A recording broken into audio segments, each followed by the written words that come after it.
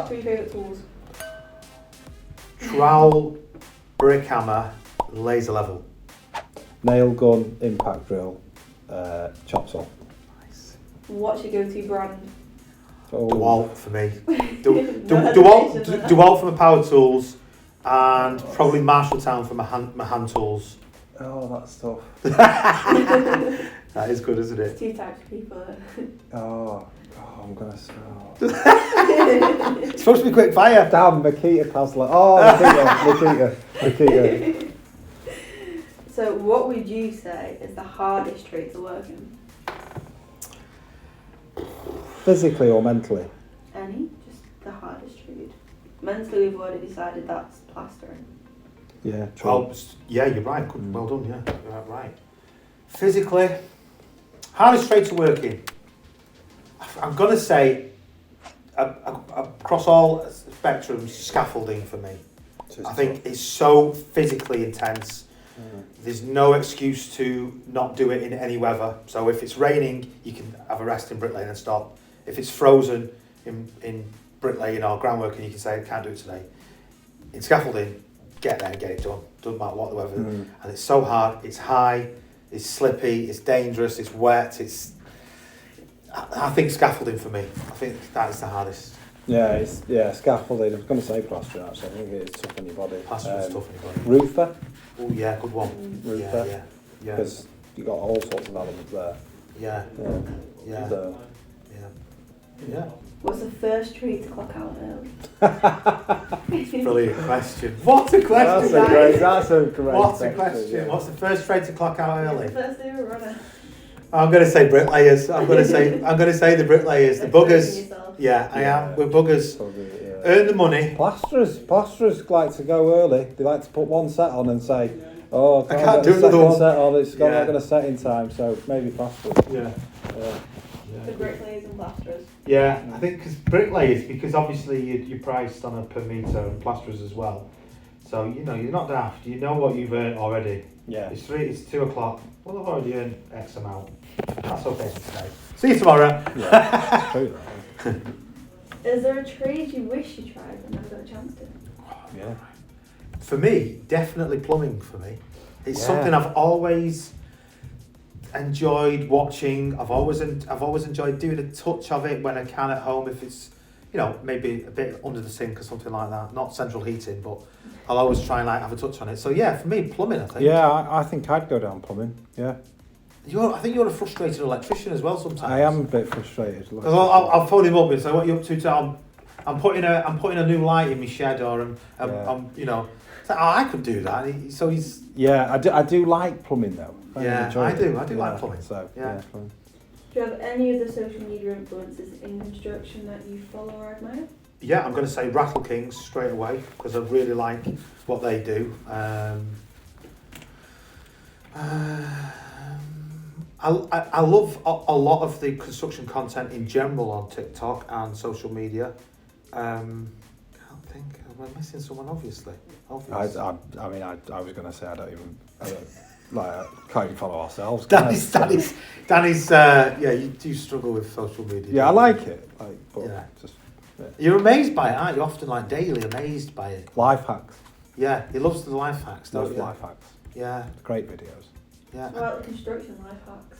Or are they all? No, good. There's a good one for construction. If you put in a shelf up, I saw one on TikTok the other day. I was like, oh, that's good. And he was drilling. The person was drilling, and they got a post-it note. Yeah. And they folded it back, stuck it underneath, and then drilled, and then all the dust just collects. So it's stuck there. And I thought the amount of time I've spent hoovered up skirting boards and people's carpet and thinking, oh, I've not got my dusting. I'll drill it anyway. And I thought I could have just put that on. Yeah. That was there's I can't remember the name of the account, but there's one I like, and it's called snagging account. So snagging is a word in construction that when you finish the job.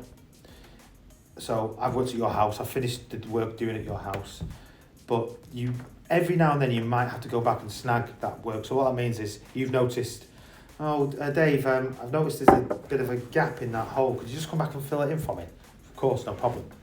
So there's a TikTok account where they go and snag people's work that's been completed, but it's always the bad stuff that's been done. So I won't call them cowboys necessarily, but the builders that maybe have just gone, oh, I don't really care about that or whatever. So I enjoy that. I can't remember the name of the account, unfortunately. Yeah, that's good. What's the best practical joke that's been played on your side? I know. There's a few. There's been loads. I once had my boots nailed to the floor in a site cabin and went to put them on and sort of went forward, like, you sort of put the first one on and you think, just, and then put the other one on and it didn't move and you sort of lunge forward or whatever. I've had that done to me a few times, boots nailed. That was Marshy, actually, a friend of mine, who did that to me. What about you, Don? Have you had... I've had like long stands and stuff. Can you go for a long stand? Yeah. A bucket of steam. Somebody once sent me for fallopian tubes, but I knew what they were saying. So, can you go and pick up some fallopian tubes? Yeah. So, I don't think since I was younger I was the subject of a practical joke. I've always been quite acceptable. I've had older brothers and worked with people, so I've always been. I don't know, but I once worked with somebody who told me this story, and I'm going to have to say it for the podcast, but it basically ended up being him in being targeted by the army with the royal family, and what? He told me this story for like about an hour, and that's the outcome was that he basically said, there was pictures of me, Prince Charles, and like. And this was a practical joke. Well, I thought it was a real story, and then it turned out it wasn't. Oh, it right. just kept me talking for a minute. Oh, right. So like lulled you in. Lulled me in. Yeah. And then at the end of it, I just said, "Oh right, so what happened?" And he went, "Nothing. I just made it up." Yeah. Oh, gutted. Yeah. After such a great story. Yeah. I suppose it is quite a good practical joke, though, in a sense. Yeah. So maybe that one. And the last one, just for laughs.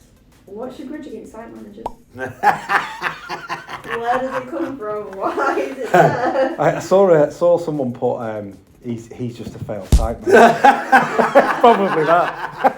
No, we've not really got one. It's come from. It happened accidentally. Yeah. It genuinely happened accidentally. Like I think any tagline or the ironic thing is here, me and Daniel have both been site managers in our time. Yeah.